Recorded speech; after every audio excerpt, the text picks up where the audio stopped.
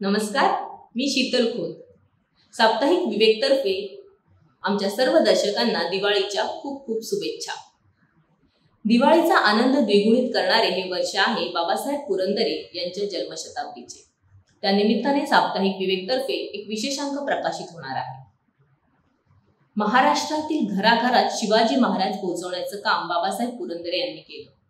तसेच महाराष्ट्राचं मन आणि मनगट घडवण्याचं काम त्यांच्या लेखणीने आणि वाणीने केलं. बाबासाहेब पुरंदरेंनी एक स्वप्न पाहिलं, भव्य दिव्य शिवसृष्टीचं. ही शिवसृष्टी साकार होत आहे पुण्याजवळील नरे आंबेगाव येथे.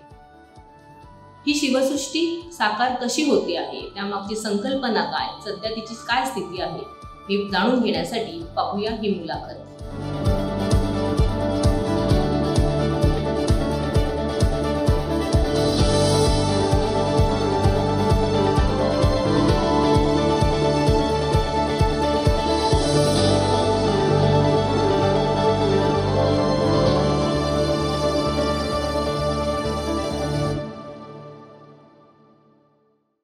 नमस्कार. आपण आत्ता आहोत पुण्यातल्या शिवसृष्टीच्या परिसरात. शिवशाहीर बाबासाहेब पुरंदरे यांच्या संकल्पनेतून साकार होणाऱ्या या शिवसृष्टीच्या भव्य प्रांगणात आणि त्यातून आपल्याला शिवकाळात घेऊन जाणाऱ्या राजा शिवछत्रपती प्रतिष्ठान या संस्थेच्या अध्यक्षांना भेटण्यासाठी आपण या प्रांगणात आणि या परिसरात आलेलो आहोत. चला तर आपण शिवसृष्टीचे दर्शन घेता घेता माननीय जगदीशजी कदम यांच्याशी गप्पा मारूया. नमस्कार जगदीशजी. नमस्कार. आपण ज्या या शिवसृष्टीच्या परिसरात आहोत, ही शिवसृष्टीची संकल्पना बाबासाहेबांनी मांडली, ती साकार करण्यासाठी त्यांनी काही स्वतःची अशी एक पूर्वतयारी केली होती का? या संकल्पनेच्या बाबतीत जर सांगायचं म्हटलं तर थोडं मागं जायला लागेल. सन 1967 मध्ये एप्रिलच्या महिन्यात स्वतः पद्मविभूषण शिवशाहीर बाबासाहेब पुरंदरे, राजमाता छत्रपती सुमित्रा राजे साताऱ्याच्या भोसले आणि श्रीमंत छत्रपती प्रतापसिंह महाराज, श्रीयुत दापके अशा एक 4-5 मंडळींनी एकत्र येऊन छत्रपती शिवाजी महाराजांचा शिवचरित्राचा प्रचार आणि प्रसार व्हावा या कल्पनेतून या प्रतिष्ठानची, महाराजा शिवछत्रपती प्रतिष्ठानची स्थापना झाली. उद्देश एकच होता की यातनं महाराजांचा प्रचार आणि प्रसार व्हावा, शिवचरित्राचा प्रचार आणि प्रसार व्हावा, आणि म्हणून ते कार्य या महाराजा प्रतिष्ठानच्या माध्यमातून सुरुवात केली. हे करताना अनेक 67 नंतर पुढच्या काळामध्ये अनेक उपक्रम महाराजा प्रतिष्ठानच्या वतीने करण्यात आले. त्यातल्या अगदी उदाहरणादाखल 1-2 जर सांगायचे म्हटलं, तुम्ही जो प्रश्न विचारलाय की या शिवसृष्टीची मूळ कल्पना कुठनं आली, 1974 साली महाराजांच्या स्वराज्याच्या राज्याभिषेक त्रिशताब्दी निमित्ताने 1974 साली शिवतीर्थावरती मुंबईमध्ये बाबासाहेबांनी एक अस्थायी स्वरूपाची शिवसृष्टी उभी केली. त्या शिवसृष्टीची चर्चा इतकी झाली त्यावेळेला, आणि केवळ मुंबईतूनच नाही, केवळ महाराष्ट्रातनं नाही, तर उभ्या देशातनं अनेक मान्यवर तिथे त्या शिवसृष्टीच्या भेटीला आले. त्यामध्ये राजकीय नेते होते, कलाकार होते, उद्योजक होते, सर्वसामान्य जनता होती, आणि त्यातल्या अनेकांनी, म्हणजे अगदी वायबी चव्हाणांनी सुद्धा, त्यावेळचे आपले नेते महाराष्ट्राचे चव्हाण साहेबांनी सुद्धा बाबासाहेबांना सांगितलं की ही अस्थायी स्वरूपाची शिवसृष्टी आहे, स्थायी स्वरूपाची शिवसृष्टी आपल्या पुढच्या पिढ्यांसाठी कुठेतरी झाली पाहिजे. बाबासाहेबच त्यांनी ते लक्षात ठेवलं. त्यानंतर पुढचा प्रवास सुरू झाला, आणि त्यानंतर 1984 साली 14 एप्रिलला बाबासाहेब आंबेडकरांच्या जयंती दिनाच्या निमित्ताने तिथे बाबासाहेब पुरंदरेंनी छत्रपती शिवाजी महाराजांच्या शिवचरित्रावरती आधारित जानता राजा या महानाट्याची निर्मिती केली, आणि त्याचा पहिला प्रयोग 14 एप्रिल 1984 साली घेतला. तो कुठे झाला होता? तो पुण्यामध्ये झाला होता. आणि उद्देश एकच होता की छत्रपती शिवाजी महाराजांच्या शिवचरित्राचा प्रचार आणि प्रसार. आणि मग राज्यभर त्याचे कार्यक्रम, देशभर कार्यक्रम व्हायला लागले. आणि मग ती जी संकल्पना लोकांनी 1974 साली बाबासाहेबांना सांगितली होती की स्थायी स्वरूपाची शिवसृष्टी असायला पाहिजे. त्यासाठी जागेच्या शोधामध्ये सगळे प्रतिष्ठानचे त्यावेळेचे विश्वस्त होतेच. त्यानंतर 1991 साली या पुण्याच्या जवळच्या या नरे आंबेगावमध्ये 21 एकर जागा त्यावेळेचे मुख्यमंत्री नामदार मनोहरपंत जोशी यांनी या प्रतिष्ठानला 21 एकर जागा नाममात्र शुल्क भरून विकत दिली. आणि मग बाबासाहेबांनी ही संकल्पना मांडली की आपण इथे शिवसृष्टी करूया. अशा पद्धतीची ही शिवसृष्टीची संकल्पना बाबासाहेबांनी अगदी सुरुवातीला 1974 सालीच आपलं स्वप्न म्हणून आपल्या मनामध्ये कोरून ठेवलेली. ही शतायुषी वाटचाल करणारे बाबासाहेब आणि शिवश्वास हाच त्यांचा शिवध्यास आहे. अशा बाबासाहेबांनी ही शिवसृष्टी आज जे दिसत आहे त्याच्या पूर्वतयारीसाठी जागा तर मिळाली, पण त्याची पूर्वतयारी काही आरेखनं असतील, काही कल्पना असतील, अशी काही तयारी केलेली होती का? केली. बाबासाहेबांनी या महाराजा शिवछत्रपतींच्या प्रतिष्ठानच्या इतर विश्वस्तांसह अनेक बैठका घेतल्या आणि त्याच्यामध्ये या शिवसृष्टीमध्ये काय असावं, म्हणजे आपण पुतळे करायचे, म्युरल्स करायचे, ते काही वाईट नाही, पण तसे करायचे की आणि काहीतरी बदल आपण इथे करावा जेणेकरून महाराजांचं शिवचरित्र इतकं मोठे पराक्रम आणि अतिशय चांगला असा आदर्श राजा, त्याची जीवनमान पद्धती, बाकी त्यांच्या नीती वापरासंबंधातल्या, जनमानसातील वापरासंबंधातल्या, या आपल्याला इथे कशा पद्धतीने दाखवता येतील. म्हणजे एक टुरिस्ट सेंटर तर होईलच, शिवभक्त इथे येतील राज्यातनं, परदेशातनं, परराज्यातनं. इथे या शिवसृष्टीच्या भेटीला लोकांनी यावं, पण केवळ एक मनोरंजनाचं केंद्र न होताना एक चांगलं संस्कार केंद्र व्हावं, ही संकल्पना त्यावेळेला मांडली गेली. आणि त्याच्यासाठी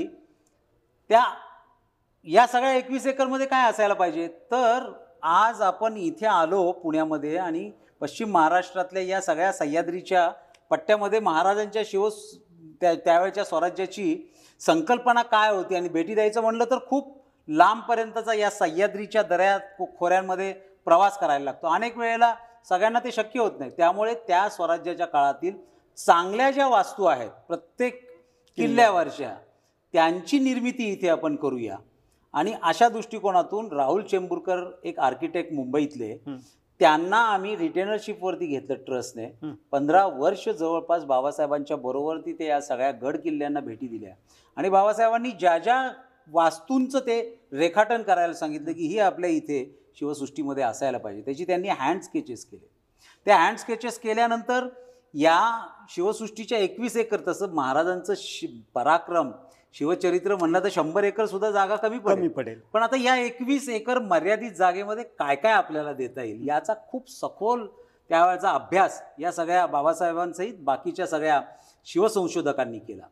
आम्ही आता याची ऑथेंटिसिटी पाहिजे. आम्ही स्वतः विश्वस्त असलो, ही शिवसृष्टी उभारत असलो तरी आम्ही काय शिवतज्ञ नाही आहोत किंवा शिवसंशोधक नाही आहोत.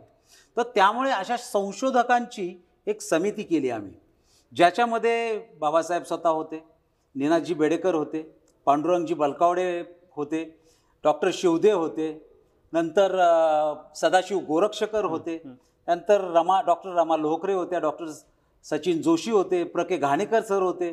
अशा अनेक मंडळींना आम्ही एकत्र बसवलं आणि त्यांना आम्ही सांगितलं की ही रेखाटलेली चित्र आम्ही तुमच्याकडे देत आहोत. जसं की रायगड किल्ल्यावरची राजसभा ती कशी होती त्यावेळेला, आत्ता आपण गेलो तर ती सगळी भग्नावस्थेतली राज्यसभा बघून प्रत्येकजण ते गाईड जे सांगेल त्याप्रमाणे त्याचं आकलन करतो आणि तो म्हणजे ज्यांचं वाचन नाही आहे, अभ्यास नाही आहे, ती अशी असंख्य शिवभक्त त्या पद्धतीने त्याचं आकलन करतात. म्हणून याला ऑथेंटिसिटी पाहिजे. याच्यासाठी म्हणून या सगळ्या शिवसंशोधकांची कमिटी आणि त्यांच्या बऱ्याच मिटिंगा झाल्या.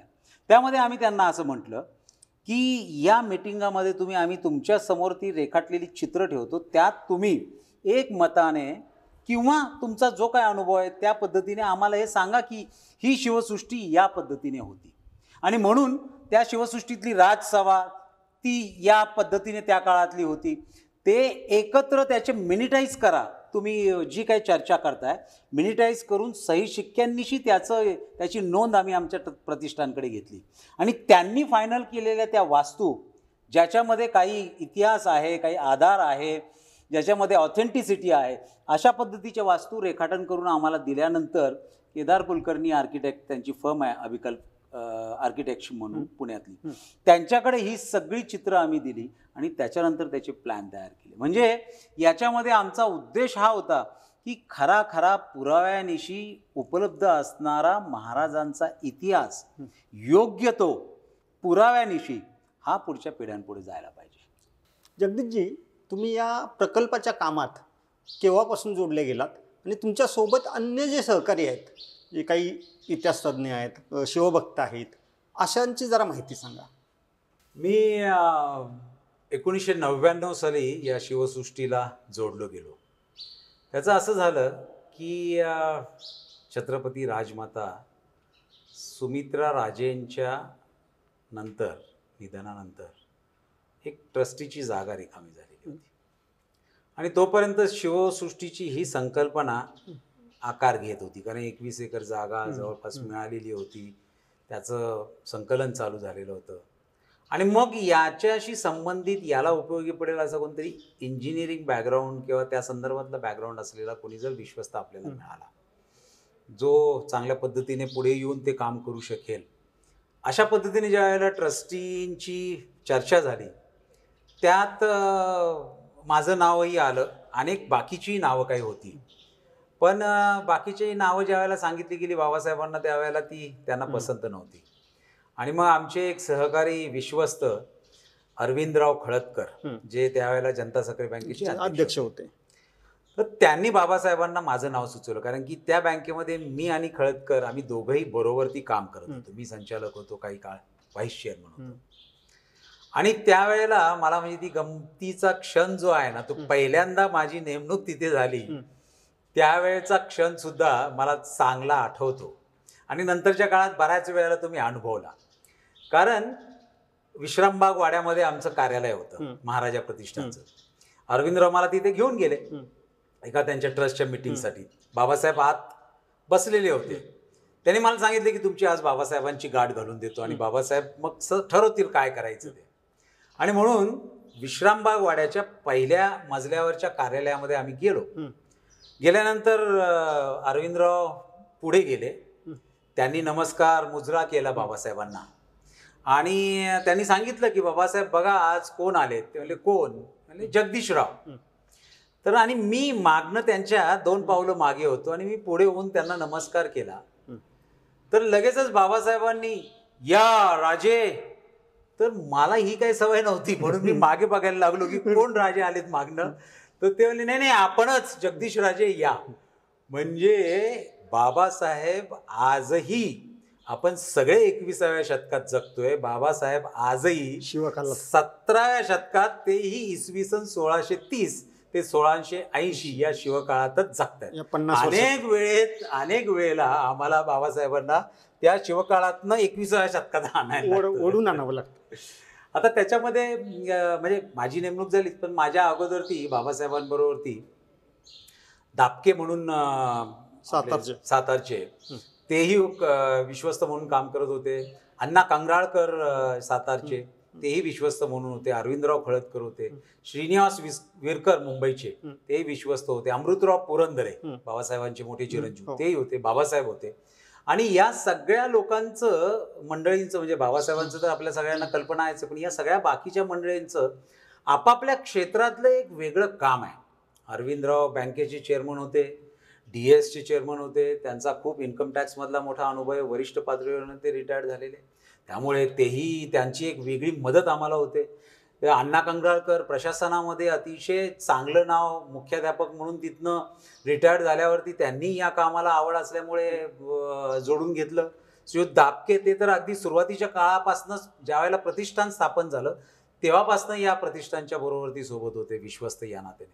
विरकर ते मुंबईचे, त्यांचाही प्रिंटिंगचा व्यवसाय, त्यामुळे त्यांचाही एक वेगळा एक्सपर्टाईज होता. तेही आमच्या बरोबरती कामाला बरोबर असत. यानंतर एक खासदार होते अनिल माधव दवे. मी होते यासाठी म्हणतो, वाटलं कारण का? की ते आज नाही आहेत हयात दुर्दैवाने. पण जाणता राजाच्या हिंदी मालिका या उत्तर भारतात आणि महाराष्ट्र सोडून उर्वरित नुसत्या केवळ भारतातच नव्हे तर परदेशामध्ये, म्हणजे इंग्लंडमध्ये सुद्धा वेम्बली स्टेडियमच्या अॅनेक्समध्ये आम्ही जाणता कार्यक्रम केला, अमेरिकेमध्येही जाणता कार्यक्रम केला. या सगळ्या कार्यक्रमांमध्ये त्यांचा अतिशय भरभरून सहभाग असायचा आणि त्यांनीच खऱ्या अर्थाने हिंदीतली जाणता राजा ही महाराष्ट्राच्या बाहेर नेली आणि ती अगदी यशस्वी करून दाखवली.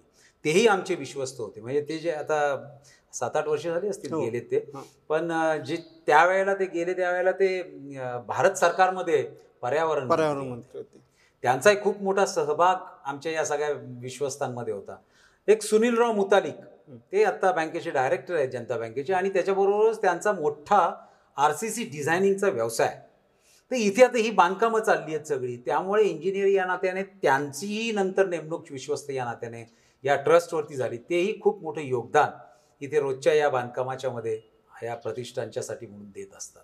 ही सगळी मंडळी ही एकत्र आहेत आणि त्याच्याबरोबर ती आमची प्रशासकीय मंडळी आहेत. त्यामध्ये अजितराव आपटे आमचे महासचिव, ज्यांनी डॉक्टरेट केली आहे महाराजांच्या व्यवस्थापन या विषयामध्ये. नंतर आमचे अनिलराव पवार मुख्य प्रशासकीय अधिकारी, रोजचं ते हे सगळं काम जे आहे. कोळी आहेत, श्री देशपांडे आहेत. अशी मंडळी ही सुरुवातीपासून या प्रतिष्ठानशी आणि या कार्याशी जोडली गेलेली आहेत. अगदी स्वतःचा कुठलाही विचार न करताना, रात दिन न बघताना वेळ आली तर काम करण्याची तयारी या सगळ्यांची असते. जगदीशजी, आपण हा जो भव्य प्रकल्प साकारतोय, या प्रकल्पाच्या माध्यमातून आपण शिवसृष्टी, छत्रपती शिवाजी महाराजांच्या काळातला एक असा मोठा पट साकार करतोय. तर अशा पद्धतीचं आणखी आपल्या देशात कुठलं स्मारक आहे का, कुठल्या राजाबद्दल किंवा कुठल्या संस्थानिकाचं असं आहे का? जसं छत्रपतींची केंद्रस्थानी ठेवून आपण हा विचार करतोय, हा एक प्रश्न आहेच. आणि अशीच परदेशात त्या ठिकाणचे जे महापुरुष होऊन गेलेले आहेत, ज्यांनी देशाच्या जडणघडणीत आपलं योगदान दिलेलं आहे, वैचारिक योगदान दिलेलं आहे, अशांची खूप वेगळ्या वेगळ्या पद्धतीची स्मारकं विदेशात आपल्याला पाहायला मिळतात. मग रशियात जा किंवा अमेरिकेत जा, तर असांचा काही अभ्यास या निमित्तानं आपण केलेला आहे का? शिवसृष्टीच्या व्यतिरिक्त आपल्या देशामध्ये किंवा महाराष्ट्रामध्ये अशा राजांची काही स्मारकं नक्कीच आहेत. जी काही त्यातली पाहायला मी जाऊन आलो. उदयपूरच्या जवळ अगदी भव्य असं राणा प्रतापांवरती एक काम झालेलं आहे. त्याच्यामध्ये जवळपास एक 40 एकर जागेवरती त्यांनी ते राणा प्रतापांचं स्मारक उभं केलेलं आहे. त्याच्याबरोबर हळदी घाटीची लढाई, इथेही एक असंच हळदी घाटीची लढाई दाखवणारं स्मारक आहे. अनेक किल्ल्यांवरती राजस्थान असेल, आंध्र प्रदेश असेल, आपल्या इकडं त्या प्रमाणामध्ये कमी आहे, पण लाईट अँड साऊंड शो आहेत. म्हणजे जिथे त्या काळातल्या राजांची राज्यपद्धती आणि म्हणजे थोडक्यात जसं आपण अंदमानला गेल्यानंतर स्वतः ते झाड वृक्ष तो बोलतो की सावरकरांच्या काळात काय इथे कशा पद्धतीचं झालं, जसं तेही स्मारक आहे सावरकरांचं. अशी काही स्मारकं देशात पण आहेत आणि परदेशात तर खूपच मोठ्या प्रमाणात आहे. कारण की या शिवस्मारकाच्या किंवा शिवसृष्टीच्या निमित्ताने आम्ही अशा पद्धतीने ज्या वेळेला कुठे बाहेर गेलो आणि अभ्यास केला किंवा इथे राहूनही माहिती घेतली, तर अगदी बाबासाहेबांना तर ती वेळच आहे. त्यामुळे त्यांनी युरोपातली बरीचशी अशा पद्धतीची स्मारकं स्वतः जाऊन बघितली. त्यांच्यात आणि आपल्यात एक फरक नक्कीच आहे जो मला प्रकर्षाने जाणवला, तो हा की तुम्ही युरोपमध्ये जा. युरोपमध्ये हे ब्रिटिशर्स असतील, फ्रेंच असतील, जर्मन्स असतील, रशियन्स असतील, इटालियन्स असतील, ह्या लोकांनी त्यांच्या पूर्वजांच्या काळातलं जे काही राजे महाराजे होऊन त्यांचं डॉक्युमेंटेशन अतिशय चांगलं सुंदर व्यवस्थित ठेवलं आहे, ज्याची आपल्या इकडे खूप मोठी कमतरता असते. आम्हाला या शिवसृष्टीचा ज्या वेळेला आराखडा बनवायचा आहे आणि काही पुराव्यांनिशी इथे उभं करायचं आहे, त्यावेळेला इतका त्रास झाला. तरीही मी दिग्गज मंडळी जो सांगतोय असे शिवसंशोधक आमच्या बरोबरती आहेत होते, आणि ज्यांच्याकडे म्हणून बाकीच्याही शिवसंशोधकांकडे आम्ही गेलो, त्यांनीसुद्धा आधी शिवसृष्टी होती म्हणल्यानंतर बेलाशक त्यांचं सहकार्य आम्हाला दिलं. तर याच्यामध्ये आपल्या इकडं रायगडवरती त्यावेळेला ब्रिटिशांनी ज्या वेळेला कब्जा घेतला त्यावेळेला तो रायगड जाळून टाकला, जळाला. त्यातली असंख्य कागदपत्र ही जळाली. त्यामुळे एक लक्षात असं येतं की आपल्याला आपल्या इकडची कागदपत्र फार कमी मिळत आहेत. ही कुठं मिळत आहेत की महाराजांनी औरंगजेबला पाठवलेली किंवा मिर्झा राजेंच्या बरोबरचा संवाद जो त्यांचा होता किंवा खाली या कुतुबशाही, आदिलशाही, निजामशाही यांच्याकडे जे कागदपत्र आहेत ना ती महाराजांची असतील, त्याच्यानंतरची संभाजी महाराजांची असतील मराठ्यांच्या ती कागदपत्र आपलं त्यांच्याकडनं गोळा होतात समजतात आपल्याला. पण आपल्या इकडचं हे नाही फार मोठ्या प्रमाणात. आणि हे शिवसृष्टी तरी पण आम्ही असा विचार केला की ही शिवसृष्टी थोडा वेळ लागतोय आम्हाला, अगदी त्यात नम्रपणे मी कबूल करतो, कारण की हा जवळपास 303 कोटी रुपयांचा प्रकल्प आहे. आणि याच्यामध्ये आम्ही असेही काही उद्योजक आहेत की ज्यांच्याकडे गेल्यानंतर ते सांगू शकतात की हो ठीक आहे, आम्ही आमच्या एकट्याच्या जीवावरती हा तुम्हाला प्रकल्प उभा करून देतो. आणि झालंही असं. पण आम्ही तेवढ्याच नम्रपणे म्हटलो की नाही, आम्हाला ही शिवसृष्टी सर्वसामान्यांची व्हायला पाहिजे, त्यांचं योगदान इथे आलं पाहिजे, जेणेकरून ही शिवसृष्टी त्यांना आपली वाटली पाहिजे, ते आले पाहिजे, भेटी दिल्या पाहिजे आणि महाराजांचं शिवचरित्र त्यांनी इथनं समजून घेतलं पाहिजे. आणि म्हणून आम्ही असं ठरवलं की बा ही शिवसृष्टी करताना महाराजांच्या जीवनचरित्र, त्यांची जे व्यक्तिमत्व आहे, हे असं जर विचार केला तर मागच्या 1000 वर्षांमध्ये इतका चांगला सर्वसमावेशक आदर्शवत राजा कोण होऊन गेला. तसं बघितलं तर कोणाचीही कम्पेअर होऊ शकत नाही. कारण अनेक जण नेपोलियन बोनापार्ट झालेत आणि काही मंडळी झालेली आहेत, पण त्यांची बरोबरी मला योग्य वाटत नाही. कारण महाराज ज्या वेळेला स्वतः ते शेवटचा श्वास घेतला त्यावेळेला ते छत्रपती शिवाजी महाराज म्हणून गेले. त्यामुळे आणि एवढी मोठी गंगाजळ त्यांनी राज्यासाठी स्वराज्यासाठी ठेवलेली होती. त्यामुळे या शिवसृष्टीच्यामध्ये आम्हाला विचार करताना हे डोक्यात आमचं पक्क आहे, थोडा वेळ लागला तरी चालेल. पण आत्ता तुम्ही जो विषय आलात त्याचा पुढचा प्रश्न त्यालाच जोडू नये म्हणून तो विचारतो की छत्रपतींच्या जीवनातले कुठले प्रसंग आणि कशा पद्धतीच्या दालनातून आपण साकार करणार आहोत. काय ही शिवाजी महाराजांचं त्यामुळे हे अशा पद्धतीचं व्यक्तिमत्व ते आपल्याला साकारताना त्यांचा शिवसृष्टीचा प्रकल्पही त्याच क्वालिटीचा असला पाहिजे, वर्ल्ड क्लास ज्याला म्हणता येईल. म्हणजे याच्या मागची संकल्पना आम्ही अशी ठेवली आहे की हा प्रकल्प थोडा वेळ लागला तरी हरकत नाही, पण याला नक्की आपल्याला निधी उभा राहील, सर्वसामान्यांकडनं उभा राहील. इंडस्ट्रीज लोक आहेत त्यांच्याकडे आम्ही भेटतोय, त्यांनी खूप चांगल्या पद्धतीने आता प्रतिसाद आम्हाला दिलेला आहे. दानशूर व्यक्ती आहेत त्यांनाही भेटतो. समाजातल्या सर्व स्तरांकडनं आता याला हळूहळू मान्यता यायला लागली आहे.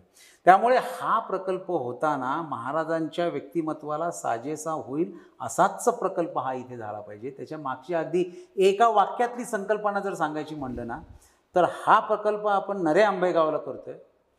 परराज्यातनं कोणी इथे आला, राज्यातनं तर नक्कीच येतील इथे, परराज्यातनं कोणी आला पर्यटक तर त्याने ठरवलं पाहिजे की मी पुण्याची शिवसृष्टी बघायला जाणार. परराज्यातलाच नाही तर परदेशातलाही कोणी आला फॉरेन टुरिस्ट तरी त्याने ठरवताना इथे असा आला पाहिजे की ही पुण्यातली शिवसृष्टी मला बघायची आहे. अशा पद्धतीचं भव्य स्मारक महाराजांचं व्हावं, जेणेकरून आपण कधीतरी फ्रान्सला गेलो, युरोपला गेलो, आपण इथनंच ठरवून जातो बऱ्याच वेळेला की ते आयफेल टॉवर मला बघायचं आहे, लिनिंग टॉवर ऑफ पिसा मला बघायचं आहे. तशाच पद्धतीचं हे स्मारक शिवसृष्टीचं पुढच्या काळात व्हावं अशा पद्धतीच्या या सगळ्या संकल्पना इथे मांडल्यात. आणि तुम्ही जो आत्ता त्यासाठी प्रश्न विचारला तर त्याच्यामुळे मी आपल्याला म्हटलं तसं या इथल्या चांगल्या ज्या गोष्टी स्वराज्यात महाराजांनी अनेक उभ्या केल्या. म्हणजे महाराजांचं समुद्रावरचं जे काही धोरण होतं आरमार तर ते तर काही वेगळंच होतं. म्हणजे पहिले ते आत्ताच्या काळातले महाराज पहिले ज्यांनी आरमार उभं केलं. तर अशी सगळी गोष्टी काही अंशी तरी इथे असाव्यात. त्यामुळे आम्ही इथे रायगडची राजसभा 65,000 स्क्वेअर फीटची राजसभा आहे. आपण आज गेलो तर ती काय अगदी भग्नावस्थेतली बघितल्यानंतर आपल्याला वाईट वाटतं. मी तिथेही रायगड स्मारक मंडळाचा 12 वर्ष अध्यक्ष होतो. लोकमान्य टिळकांनी स्थापन केलेलं ते मंडळ आणि त्यांच्या महाराजांच्या पुण्यतिथी समारोह कार्यक्रमाचं आयोजन मंडळ गेली 120 वर्ष करते. आणि त्यात आम्ही अनेक मंडळींना मोठ्या मंडळींना तिथे बोलवलं त्या कार्यक्रमाला. 2 प्रधानमंत्री येऊन गेले राज्याचे देशाचे. तर अशा मंडळींनाही आम्ही म्हटलं की तिथं त्याची रायगडाची पुनर्उभारणी करूया, पण तिथे कायदे आड येतात, त्यामुळे तिथे काय होऊ शकणार नाही किती डोकं आपटलं तरी. हे लक्षात आल्यानंतर तिथली राजसभा कशी होती ही हुबेहूब त्याची प्रतिकृती रिप्लिका आम्ही इथे उभी करतो. प्रतापगडवरचं जे भवानी मातेचं मंदिर आहे त्याच्या अगदी चिरा ज्या साईजच्या आहेत त्या साईजच्या चिरांसहितचं मंदिर आणि त्याच्यासमोर जवळपास 1 एकर विस्तीर्ण ओऱ्या, ज्याच्यामध्ये आम्ही महाराष्ट्रातली चांगली मंदिरं जी आहेत प्रमुख ती मंदिरांचे चांगले मॉडेल्स उभे करणार आहोत, त्यांच्याबद्दलची माहिती आम्ही इथे देतो. एक रंगमंडल केलंय ज्याच्यामध्ये महाराजांच्या जीवनचरित्रावरचं सुरुवातीपासून शेवटपर्यंतचे प्रसंग आपण त्याच्यात खूप व्हर्च्युअल रियालिटी टेक्नॉलॉजीचा वापर करून आपण तिथे ते दाखवते. याच्यानंतर याबरोबर ती राजमाची, आता ही माची म्हणजे त्यावेळेला तिथे तोफ आपण आणलेली आहे. ती तोफ त्या काळामध्ये त्या तोफेच्या बाबतीत असं सांगितलं जायचं की तो जो तोफकरी होता तोफ लावायचा पेटवायचा, त्याच्या बाजूला पाण्याचा हौद असेल तर त्या तोफीला वात लावली त्याने की तो पाण्यामध्ये डुबी घेऊन बसायचा. तोफ उडाली की कान फाटतील असा आवाज व्हायचा. आता इथे या टेक्नॉलॉजीच्या माध्यमातून सगळं शक्य आहे आपल्याला. तोही अनुभव आपण इथे देणार आहोत. इथल्या याच्यामध्ये एक ऑडिटोरियम करतो जी जांताराजा आहे, ते जांताराजाचे रोजचे प्रयोग आपण इथे त्या ऑडिटोरियममध्ये करण्याचा प्रयत्न करतो. अशा पद्धतीच्या चांगल्या वास्तू आपण इथे उभ्या करण्याचा प्रयत्न करतो. म्हणजे पावनखिंडीतली लढाई असेल किंवा आग्र्याहून सुटका, असं जे काही लोकांना माहिती असणारे महाराजांच्या जीवनातले प्रसंग आहेत ते तर आपण साकारणारच आहोत. पण त्याशिवाय ज्या वास्तू आहेत शिवसृष्टीतल्या महत्त्वाच्या, राजधानीच्या असेल, स्वराज्याचं पहिलं तोरण म्हणलं ते, अशा ज्या वास्तू आहेत त्याची उभारणी आपण याच्यात करणार आहोत. हो हो. तर तुम्ही जे आंतरराष्ट्रीय दर्जाचं तंत्रज्ञान वापरून किंवा एक आधुनिक संकल्पना असतात किंवा तंत्रज्ञान उपलब्ध होतात त्याच्या आधाराने आपण शिवसृष्टीतले काही प्रसंग साकार करणार आहोत. त्याचबरोबर हे पाहण्यासाठी देशभरातले लोक येतीलच, महाराष्ट्र येईलच, देशभरातले लोक येतील, पण परदेशातले जिथे आपल्या शिवाजी महाराजांच्या नावाचा डंका पोचला पाहिजे आणि ते लोक इथपर्यंत आले पाहिजेत, अशासाठी काही आपण कॅम्पेनिंग करणार आहोत का किंवा त्याच्या काही योजना आहेत का आपल्या, म्हणजे आकर्षित करणार कसे त्यांच्याकडे काय? याच्यामधल्या काही योजना आम्ही आत्ता ठरवून ठेवलेल्या आहेत. आम्ही असा विचार करतोय की ही शिवसृष्टी 300पेक्षा जास्त कोटी रुपये याच्या पूर्ण उभारणीसाठी लागणार आहे. आणि म्हणून एवढे एकदम सगळे पैसे जरी नाही आले तरी आपण 4 चरण केलेत त्याचे भाग, टप्पा 1, 2, 3, 4. आणि त्यातला पहिला टप्प्याचा भाग जो आहे चरण, ते या शिवशाहीर बाबासाहेबांच्या शताब्दी वर्षाच्या निमित्ताने त्या शताब्दी वर्षामध्ये पूर्ण करून त्याचं लोकार्पण करावं. आमची मूळ कल्पना होती की आपण सगळी शिवसृष्टी उभी करून मग त्याचं लोकार्पण करूया. पण आम्ही ज्या वेळेला आपल्या देशाचे प्रधानमंत्री नरेंद्र मोदीजी यांना भेटायला गेलो, त्यांनाही मोठी आवड आहे या सगळ्या विषयामध्ये. शिवचरित्र त्यांनी ते बघितलेलंही आहे, जांताराजाही बघितलं आहे, अभ्यासही त्यांनी केलेला आहे. आणि त्यांनी इच्छा प्रकट केली की तुम्ही एकदम शिवसृष्टी पूर्ण करून त्याचं लोकार्पण करण्याऐवजी तुम्ही एक एक चरण जसं पूर्ण होईल तसं त्याचं लोकार्पण करा. आणि मग त्याच्यातनं होईल त्याचा एक फायदा की येणारी लोक येतील, बघतील, काही तुम्हाला चांगले सुझाव सूचनासुद्धा येतील ज्या तुमच्या पुढच्या चरणामध्ये योग्य असतील तर त्या उपयोगी ठरू शकतील. एक. आणि दुसरं, याच्याबरोबर ती जी माउथ पब्लिसिटी व्हायला लागेल. कारण की असे प्रकल्प हे जे आहेत ना, हे प्रकल्प आपण प्रसिद्धी तर आपण करतोच, कितीही करू देत, पण माउथ पब्लिसिटीने म्हणजे कोणी इथे आल्यानंतर आम्हाला असं वाटतं की बाबा तो येणारा जो कोणी टुरिस्ट असेल किंवा जो कोणी शिवभक्त असेल तर तो आल्यानंतर इथे एक एक दालनामध्ये गेल्यावरती किती वेळेला त्याने वाव केलंय याच्यावरतीच याचं यशस्वीता अवलंबून आहे. आणि त्या जेवढ्या त्याचे जास्त वाव असतील तेवढा तो जास्त प्रसिद्धी माउथ पब्लिसिटीच्या माध्यमातून करेल. आपल्या इकडे पुणे हे आता आंतरराष्ट्रीय केंद्र झालं, इंडस्ट्री खूप मोठी आहे आता इथे. आणि त्याच्यामुळे इथे परदेशी नागरिक सुद्धा बरेच कामाच्या निमित्ताने येत असतात. आपण बघितलं पुण्यामध्ये, तर पुण्यामध्ये कोणी पर्यटक किंवा कोणी पाहुणा बाहेरचा, परराज्यातला, परदेशातला आला आपल्याकडं, तर त्याला पुण्यात दाखवण्यासारखं आज फार कमी उपलब्ध आहे. केळकर म्युझियम आहे, शनिवार वाडा आहे, काहीतरी आपण आता सिंहगडाला गेलो घेऊन तर ते आहे. पण असं इतकी मोठी शहर पुणे शहर असताना, एवढी चांगली सांस्कृतिक त्याला पार्श्वभूमी असताना, आपल्याला इथे अजूनही त्या पद्धतीची काही ठिकाणं जी त्यांना आकर्षित करतील अशी आपण उभी नाही करू शकलो. तर हे जर केलं तर या पद्धतीची माउथ पब्लिसिटी झाली तर या मोठ्या प्रमाणामध्ये तिकडचे परदेशी पर्यटक येऊ शकतात. एक दुसरा भाग, आम्ही MTDC Maharashtra tourism development corporation, आम्ही त्यांना अप्रोच झालो आणि त्यांना म्हणलं की असा असा प्रकल्प आम्ही करतोय जो उपयोगी पडणार आहे आपल्याला पुढच्या काळामध्ये. अनेक देश या जगातले पर्यटनाच्या उत्पन्नावरती जगत आहेत. आपल्या इकडे तर एवढी समृद्ध अशी संस्कृती आहे, पराक्रमी अशी परंपरा आहे, ती आपण जर दाखवली लोकांना, प्रयत्न केला आणि एवढी मोठं निसर्ग संपन्न असा हा सह्याद्रीचा भाग आहे सगळा, बाकी खाली महाराष्ट्र आहे, तर याच्यामध्ये आपण जर हे दाखवण्याचा प्रयत्न केला तर लोक, पर्यटक आपोआप अट्रॅक्ट होतील. आणि म्हणून आम्ही MTDCला एक पर्याय दिला. त्यांच्या इकडं मेगा टुरिझम प्रोजेक्ट म्हणून त्यांच्याकडे काही नॉर्म्स आहेत, त्या नॉर्म्समध्ये जर आपण बसलो तर त्याला ती मान्यता देतात. आणि ती मान्यता मिळाली किंवा MTDCच्या सगळ्या प्लॅटफॉर्मवरती, कारण MTDC केवळ राज्यात नाही, देशात नाही, तर परदेशामध्ये सुद्धा आपले स्टॉल लावतात. तर अजिंठा, एलोरा वगैरे हे अशाच पद्धतीने प्रसिद्ध झालेले आहेत. म्हणून त्यांच्याबरोबरती आम्ही त्यांना सांगितलं की आम्हालाही तुमच्याबरोबर घ्या. ते म्हणले की मेगा टुरिझम प्रोजेक्टचं तुम्हाला मान्यता मिळाली पाहिजे. आम्ही प्रेझेंटेशन केलं.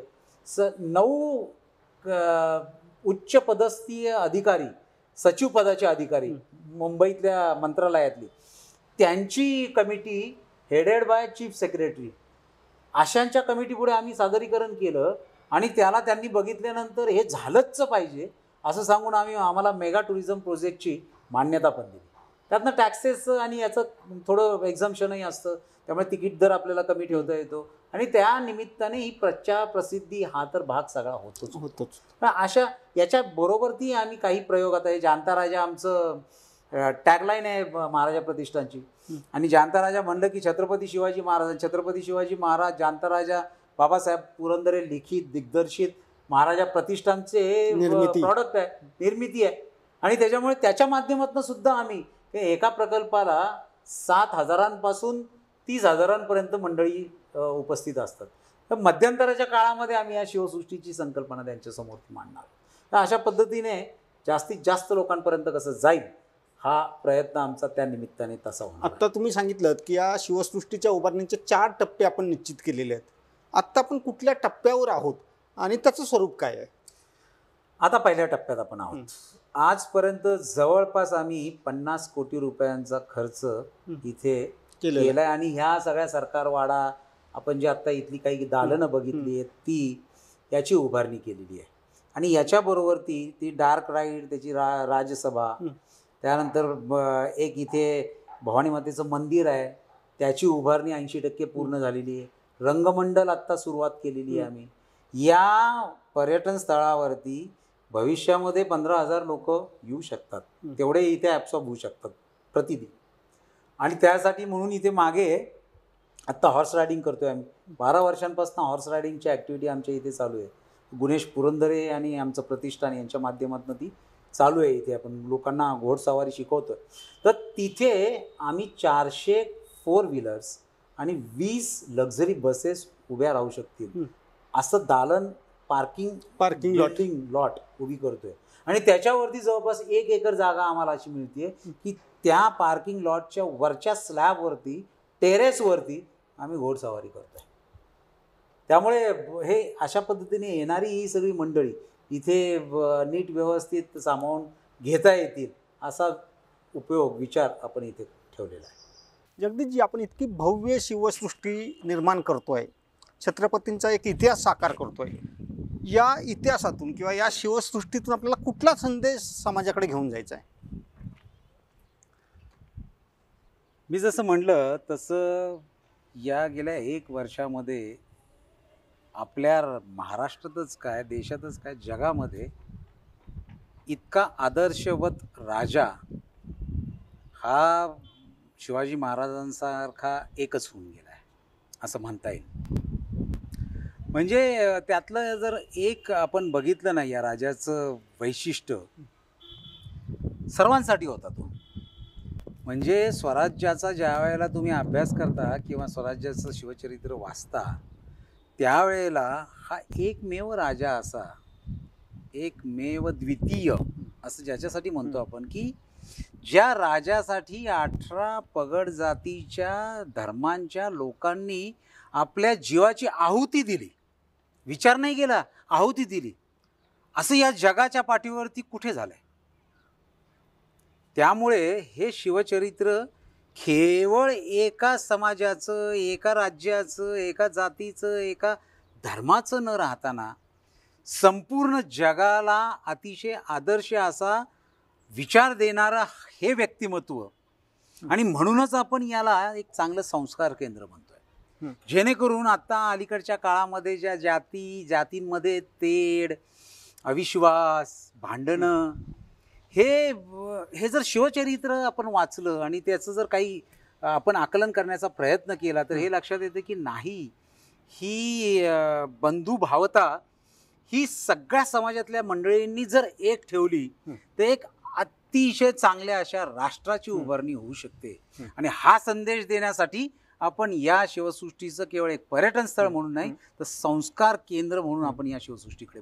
जगदीशजी, आपण इतकी मोठी शिवसृष्टी साकार करतोय, त्याला मॅनपॉवरही खूप मोठ्या प्रमाणात लागणार आहे. 21 एकर परिसरात पसरलेला हा प्रकल्प जेव्हा पूर्णपणे साकार होईल तेव्हा प्रत्येक दालनाला स्वतंत्र तंत्रज्ञ असेल, स्वतंत्र व्यवस्थापक असेल. तर ही जी मॅनपॉवर आहे ती कशा पद्धतीनं उभी करतो आणि आज आपली त्याची प्रशिक्षणाची काही योजना आहे का, किंवा त्या पद्धतीने काय आपण विचार करतो, आजच्या स्थितीत किती असे आपल्याकडं मॅनपॉवर आहे? आता या शिवसृष्टीचं ज्या वेळेला काम सुरू झालं ना, तर त्यावेळेला अगदी प्राथमिक स्वरूपात होतं. म्हणलं तसं 21 एकर जागा घेतली. 2006च्या विजयादशमीला याचं भूमिपूजन झालं आणि दुसऱ्या वर्षीच्या गुढीपाडव्याला 2007 मधल्या प्रत्यक्ष कामाला या सुरुवात झाली. अगदी सुरुवातीपासून आमच्या इकडे आता प्रतिष्ठानमध्ये जसं मी आपल्याला म्हटलं तसं अनिलराव पवार ते मुख्य प्रशासकीय अधिकारी म्हणून इथलं सगळं व्यवस्थापन बघतात, रोजच्या प्रशासकीय कामांचं असेल ते. आमचे महासचिव जे आहेत प्रतिष्ठानचे अजितराव आपटे, डॉक्टर अजितराव आपटे, त्यांनी महाराजांच्या जीवनचरित्रातलं व्यवस्थापन यावरती डॉक्टरेट केलेली आहे. तेही या जाणता राजामध्येही भाग घेतात, त्याचंही नियोजन करतात आणि प्लस याच्याबरोबरती या सगळ्या कामकाजामध्ये असतात. आमच्या इकडं विलासराव कोळी आहेत, ते अगदी सुरुवातीपासून पहिल्या दिवसापासून इथे ते आणि श्रीकांतराव देशपांडे ते आमचं अकाउंट्स बघतात. तर हे सगळे सुरुवातीपासून मंडळी आमच्या बरोबरती काम. एक प्रमोद साळुंके होते, त्यांचंही बांधकाम हे चालू असताना त्यांनी मोठं योगदान आमच्या या सगळ्या कार्यामध्ये दिलं. आणि त्याच्याबरोबर ती ह्या शिवसृष्टीचं रेखाटन नंतर नियोजन हे करताना आर्किटेक्ट केदार कुलकर्णी असतील, राहुल चेंबूरकर असतील किंवा RCC डिझायनर्स असतील किंवा अन्य सगळी तंत्रज्ञ मंडळी जी आहे, जी समृद्ध आहेत आत्ता ज्ञानाने, अशा तंत्रज्ञ मंडळींचाही आपण इथे बरोबरती सहयोगी करून घेतले त्यांना. आणि त्यांच्या मार्फत या शिवसृष्टीचं, कारण की हे 2-5 वर्षांची नसणार, 10-20 वर्षांची नसणार, येणाऱ्या 100-200 वर्षही ही शिवसृष्टी राहावी अशा पद्धतीचं नियोजन आणि बांधकामाचा आराखडा आपण हा तयार केलेला आहे. तर त्या लोकांचंही आपण याच्यामध्ये सहकार्य घेतोय. आता ही शिवसृष्टी पूर्ण झाल्यानंतर याच्यामध्ये मेगा टुरिझम प्रोजेक्टला जी मान्यता दिली गेली त्याची एक कंडिशन अशी आहे की तुम्ही 300 किंवा त्यापेक्षा जास्त व्यक्तींना रोजगार दिला पाहिजे. त्यामुळे आपल्या इथे 300 पेक्षाही जास्त व्यक्ती या पुढच्या नियोजनामध्ये संधी आहे, तेवढी रोजगाराची संधी आहे. त्या या गावातल्या स्थानिक आजूबाजूच्या मंडळींनाच आपण इथे तो रोजगार उपलब्ध करून देणार आहे. एवढंच नाही तर परदेशी पर्यटक आले, परराज्यातली पर्यटक आली, ती वाढली, तिथले व्यवसायाचे अनेक संधी इथल्या स्थानिकांना त्या निमित्ताने मिळणार आहे. त्यामुळे इथले मावळे, त्यातली ट्रेंड, आणि त्यात आम्ही स्वतः इतके समृद्ध मास्टर आहोत असं म्हणता येईल. आणि ते दाखवूनही दिलेलं आहे जगाला. जाणता राजामध्ये 250 कलाकार सांभाळणं, त्यांच्याकडनं ते कार्य करून घेणं, आणि 1-2 नाही 1200 पेक्षा जास्त प्रयोग केवळ राज्यात देशात नाही तर परराज्यात पर अमेरिका इंग्लंड नुसती पासून माणसं नाहीत, प्राणी सुद्धा आहेत. प्राणी सुद्धा सांभाळलं. त्यामुळे त्या बाबतीत आमची चिंता नाही आम्हाला. आम्ही त्या बाबतीत अगदी समृद्ध आहोत आणि त्यातलीच कलाकार मंडळी इथे काही अंशी ती असणार आहेत आमच्या कामाशी सोबत. आणि जोडली प्लस जाते. या बाकीच्या लोकांचं नियंत्रण आणि नियोजन आणि त्यांचं प्रशिक्षण हे आमच्या महाराजा प्रतिष्ठानच्या वतीने अंतर्गतच केलं जाईल. जगदीशजी, हा जो आपण महाप्रकल्प उभारतोय, प्रकल्प महा आहे त्यामुळं त्याला लागणारी धनराशी सुद्धा खूप मोठी लागणार आहे. आत्ता तुम्ही सांगितल्याप्रमाणे 4 टप्प्यात आपण काम करतोय. तर पहिल्या टप्प्यासाठी अंदाजे किती खर्च आला, पुढच्या 3 टप्प्यांसाठी किती खर्चाची अपेक्षा आहे आणि ती कशी उभी करणार आहोत? म्हणजे त्याला काही मगाशी सांगितल्याप्रमाणे उद्योजक मदत करतायत, पण हा कुठल्या उद्योजकाचा, म्हणजे बिर्लांची विठ्ठल मंदिरं हे किंवा राम मंदिरं हे महाराष्ट्रात खूप फेमस आहे, बिर्लांसारख्या उद्योजकांनी मंदिरं बांधली. तर शिवसृष्टी अशा कुठल्या उद्योजकाची होऊ नये, सर्वसामान्य माणसांची व्हावी आणि सर्वसामान्य माणसांच्या आस्था त्याच्याशी जोडल्या जाव्यात, याच्यासाठीचं जे काय अभियान असेल ती कल्पना आपली काय आहे? तर या शिवसृष्टीच्या उभारणीसाठी 300 कोटी रुपयांपेक्षा जास्त निधी उभा करणं हे एक मोठं आव्हानच आहे खरं तर. पण ते शिवधनुष्य आम्ही पेलायचं ठरवलं आहे. यामध्ये सुरुवातीच्या काळामध्ये ज्यावेळेला ही 21 एकर जागा आम्हाला नाममात्र शुल्क भरून विकत दिली, त्यासाठी लागणारा निधी असेल. त्याच्यानंतर हे बांधकाम ज्या वेळेला सुरू झालं, सरकारवाडा हा झाला 36,000 स्क्वेअर फीटचं, बाकीची बांधकामं सुरू झाली, त्यासाठी मोठा पैसा लागणार होता. मी आपल्याला सांगितलं तसं याच्यामध्ये बाबासाहेबांनी ज्या व्याख्यानमाला आजपर्यंत दिलेल्या आहेत त्यातनं जो काही निधी उभा राहिलेला आहे तो निधी हा प्रतिष्ठानकडे होता. 1984 पासून ज्या जाणता राजाचे महानाट्याचे प्रयोग सर्व दूर सगळीकडे केले, त्याच्यातनं जो निधी उभा राहिलेला आहे तोही प्रतिष्ठानकडे होता, पण तो पुरेसा नव्हता, अगदीच तुटपुंजा होता. आणि हे एवढं मोठं काम करायचं आहे कारण की त्या पैशातनं आम्ही शिवसृष्टी अगदी सर्वसामान्यातली अशी शिवसृष्टी लगेचच उभी करू शकलो असतो. पण उद्देश तो नव्हता. उद्देश हा होता की खऱ्या अर्थाने पुढच्या पिढीतल्या आपल्या मुलांनी आणि त्या तरुणांनी इथे येऊन काहीतरी चांगले संस्कार या शिवाजी महाराजांच्या शिवचरित्रातनं घेऊन जावे, हा उद्देश असल्यामुळे त्या पद्धतीचं नियोजन करायला लागत होतं. आणि त्यासाठी या सगळ्या टेक्नॉलॉजीकरता मोठा पैसा आणि हे सगळं बांधकाम करण्यासाठी अनेक जास्तीच्या निधीची गरज होती. म्हणून आम्ही असा विचार केला की हा जो काही निधी आत्तापर्यंत जमलेला आहे त्यातनं काम तर सुरू करू. पण 2014 मध्ये, कारण याच्यामध्ये आपल्याला निधीची संकल्पना जास्त मोठ्या प्रमाणात पाहिजे, याच्यासाठी मुंबईतल्या BKCचं जे ग्राउंड आहे त्या ग्राउंडवरती आम्ही खास फक्त 400 निमंत्रितांसाठी शिवसृष्टीच्या प्रकल्पाच्या उभारणीकरता आम्ही जांतारायाच्या महानाट्याची आयोजन केलं, ज्याच्यामध्ये आम्ही फक्त 400 लोकांमध्ये हुज हू जे म्हणता येतील मुंबईचे, अगदी मुकेश अंबानी असो, राजश्री बिर्ला असो, जिंदल असो किंवा या हिंदी सिनेसृष्टीतील मोठे दिग्गज कलाकार, म्हणजे ऋतिक रोशन होता, संजय खान होते, त्याच्यानंतर विवेक ओबेरॉय होता, माधुरीताई होत्या दीक्षित, आणि त्याच्याबरोबर ती या मराठी शिवसृष्टीमधली सुद्धा अनेक मंडळी त्या कार्यक्रमासाठी आम्ही बोलवली होती. त्यांच्यासमोर आम्ही हे प्रकल्पाची मांडणी आणि त्याच्याबरोबर ती जाणता राजा हिंदीतला याची मांडणी आणि प्रदर्शन केलं. तर त्यानंतर मग त्यातनं काही निधी आम्हाला उभा राहिला. 1001 वा जाणता राजाचा प्रयोग आम्ही या शिवसृष्टीच्या पुण्यातल्या जागेवरती संपन्न केला. 1001 या सगळ्या शिवसृष्टीच्या कार्यक्रमासाठी पुण्यातली मान्यवर मंडळी आम्ही इथे बोलवली. त्यावेळेला प्रमुख अतिथी म्हणून माननीय भैयाजी जोशी या कार्यक्रमासाठी आले होते. 1000वा मुंबईतला जो कार्यक्रम केला, पूजनीय सरसंघचालक डॉक्टर मोहनजी त्या कार्यक्रमाला आले होते. त्यावेळेचे सरकारमधले नुकतंच सरकार स्थापन झालेलं होतं. मुख्यमंत्री देवेंद्रजी असतील, विनोदजी असतील, चंद्रकांतदादा असतील आणि अन्य सगळी मंत्रीगण सहकुटुंब त्या कार्यक्रमाला आलेले होते. विरोधी पक्षीयातली सुद्धा बरीचशी मंडळी आपण तिथे बोलवलेली होती. आणि याच्यातनं 1002 वा जांतारायाचा कार्यक्रम निधी उभारणीसाठी आम्ही लंडनच्या वेम्बली स्टेडियमच्या ॲनेक्समध्ये घेतला, ज्याच्यामध्ये खासदार आणि त्याचे मंत्री अनिल माधव दवेजी दवे. यांनी मोठा पुढाकार घेतला होता. मी त्यावेळेला लंडनला त्या सगळ्या पूर्वतयारीसाठी गेलेलो होतो. ते विरकरही आमच्या बरोबरती आलेले होते आणि याच्यातनं काही निधींची उभारणी झाली. आता हे सगळं करताना आम्हाला असा अनुभव आला की ज्या वेळेला आम्ही मुंबईत हा कार्यक्रम केला त्यावेळेला एका मोठ्या उद्योजकाने, त्यांना आम्ही मागितली काही आपण इथे आर्थिक तरतूद करावी, तर त्यांनी जाताना असं सांगितलं की हे इतकं छान महानाट्य आहे शिवाजी महाराजांच्या जीवनचरित्रावरचं. त्यांनी खरं तर आम्हाला त्यांच्या कामातल्या व्यस्ततेमुळे सांगितलं होतं मी मध्यांतर होईपर्यंत थांबेल आणि मी नंतर पुढे जाईल. पण ते ज्या वेळेला कार्यक्रमाला आले त्यावेळेला मध्यांतर नाही तर पूर्ण कार्यक्रम होईपर्यंत बसले आणि त्यांना ज्या वेळेला मी सोडायला निघालो त्यावेळेला त्यांनी सांगितलं की आदमीने त्यांनी बाबासाहेब पुरंदरेंनाही नमस्कार केला आणि त्यांनी सांगितलं की या महानाट्यातून सुद्धा, शिवचरित्रातून सुद्धा आज माझ्या या सगळ्या औद्योगिक साम्राज्याच्या उभारणीकरता 3 गोष्टी मी शिकलो म्हणे. म्हणजे महाराजांचं व्यवस्थापन आजच्याही युगामध्ये जे उपयोगी आहे आपण म्हणतो त्या हे उद्योगपतीने तेच तर बोलून दाखवलं. आणि त्यांनी इच्छा प्रगट केली नंतर 1 महिन्यानंतर की छान हे झालंच पाहिजे, हे खरं आहे आणि याच्यासाठी मी असं करतो की एक पुण्याच्या जवळ 100 एकर जागा घेतो आणि त्या जागेवरती मी शिवसृष्टी तुमच्या संकल्पनेतली उभा करून तुमच्या हातात देतो.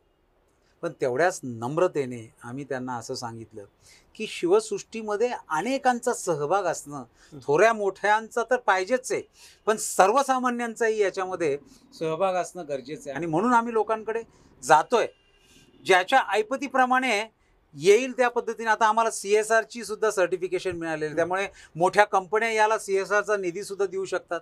अनेक दानशूर व्यक्ती या समाजामध्ये आहेत, त्यांच्याकडे आम्ही पोचतोय. कॉर्पोरेट सेक्टरकडे जातोय, कलावंतांकडे जातोय, आम्ही शैक्षणिक संस्थांकडे जातोय.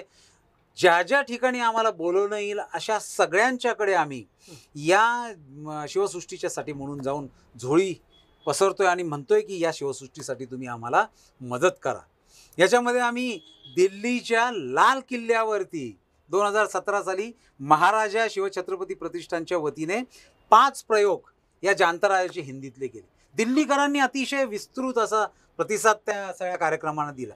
म्हणजे त्यानंतर आपण बघितलं असेल शिवाजी महाराजांचे एक सरदार तानाजी मालुसरे त्यांनी हा सिंहगड जो घेतला त्याच्यावरती निघाला तानाजीचा पिक्चर आणि त्याने काय व्यवसाय केला, केवढं मोठं त्याला फॉलोअरशिप मिळाली. उत्तर भारतातून तर त्यावेळेला दक्षिणेतून आणि उत्तर भारतातून अनेक फोन आले आणि त्यांनी इतकी प्रशंसा केली की हा इतिहास आपला एवढा पराक्रमी इतिहास आहे, तो का नाही दाखवला जाते. म्हणजे अशा पद्धतीचं आम्हाला खूप चांगल्या पद्धतीचं स्वागतही तिथे झालं.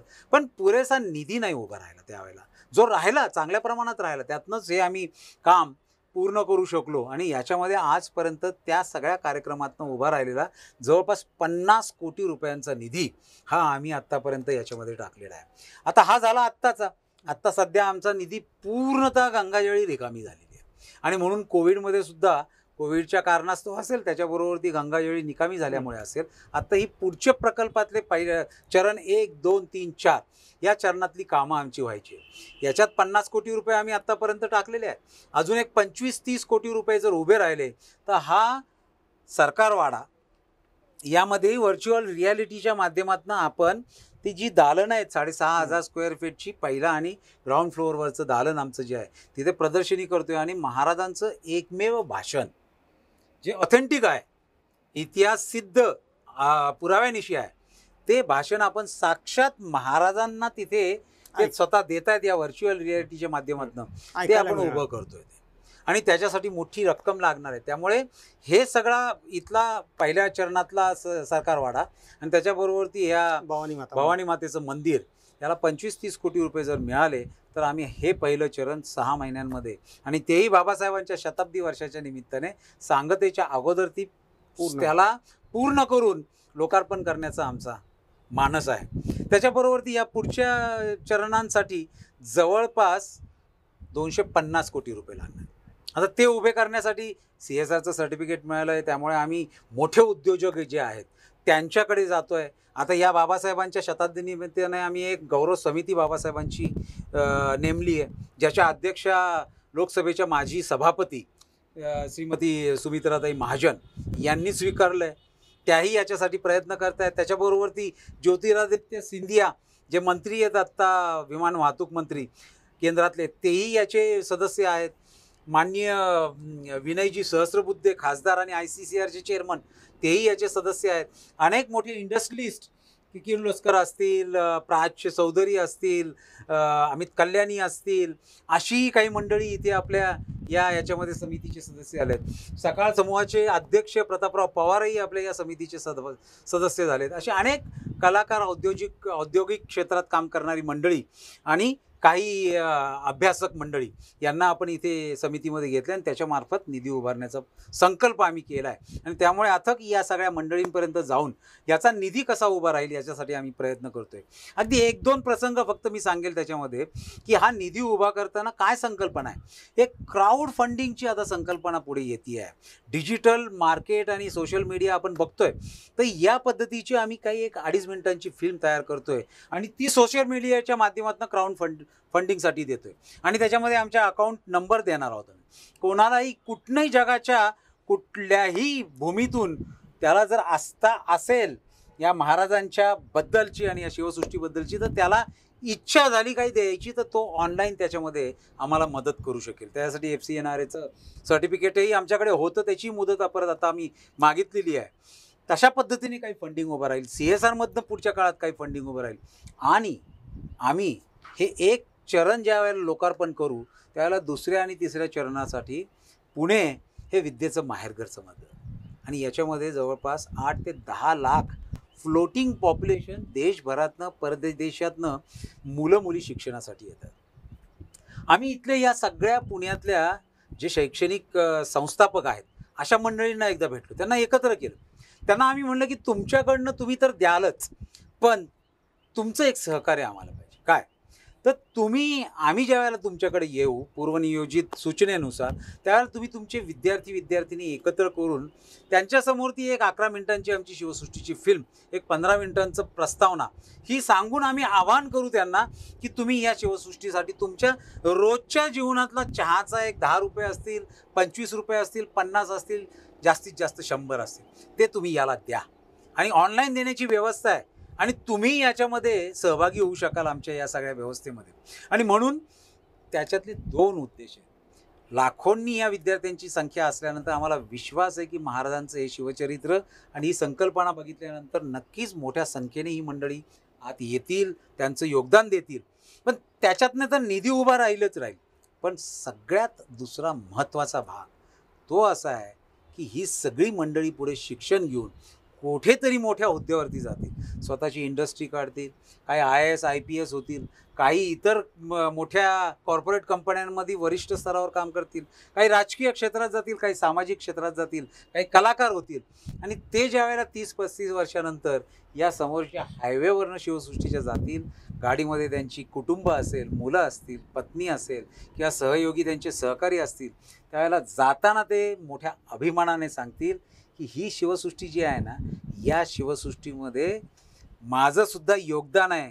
काय योगदान आहे तर मी कॉलेजला असताना माझे 100 रुपये मी या शिवसृष्टीसाठी दिले आहेत. त्यामुळे या शिवसृष्टीतला एक दगड हा माझ्या नावाचा आहे आणि म्हणून मी या शिवसृष्टीला जोडला गेलो आहे. अशा पद्धतीने या पुढच्या पिढ्याही या शिवसृष्टीच्या आणि या शिवचरित्राशी जोडल्या जाव्यात, हा असा आम्ही संकल्प केलेला आहे. याच्या व्यतिरिक्तही अनेक कल्पना आम्ही इथे देतोय. येणाऱ्या पुढच्या भविष्यामध्ये जर अशा पद्धतीने कोणी 50,000, 1 लाख, कोणी 5 लाख, 10 लाख, 25 लाख अशा जर देणग्या दिल्या तर त्यांना आम्ही इथे दरवर्षीचे काही कुपन्स फ्री देणार आहोत.